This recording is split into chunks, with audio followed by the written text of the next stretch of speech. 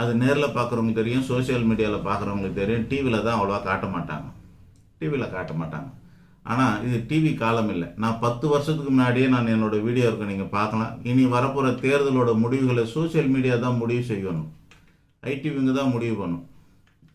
Memes creator தான் முடிவு பண்ண போகிறாங்க அப்படின்னு நம்ம சொல்லியிருக்கோம். ஐடிவிங்க தான் முடிவு பண்ணணும்னு சொல்லியிருக்கோம். தோற்றத்தை தான் பண்ண போகிறாங்க. தோற்றத்தை வச்சு தான் எந்த மாதிரி இருக்குது அப்படிங்கிறது தான். அந்த தோற்றம் வந்து பலமாக இருக்குது.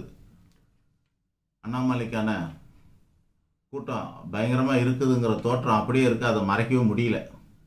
சோஷியல் மீடியாவில் மறைக்க முடியல. டிவியில் மறைக்கிறாங்க. ஆனால் நேரில் பார்க்குறவங்கள மறைக்க முடியல. இதெல்லாம் இருக்குது. அந்த வகையில் இப்போ 1, 2, 3 அப்படின்னு சொல்லக்கூடிய இடத்துல டிஎம்கே, 2வது இடத்துல ஏடிஎம்கே, 3வது இடத்துல சீமான் இருக்கார். இப்போ பிஜேபி எங்கே சொருகலாம் அப்படின்னு பார்த்தாக்கா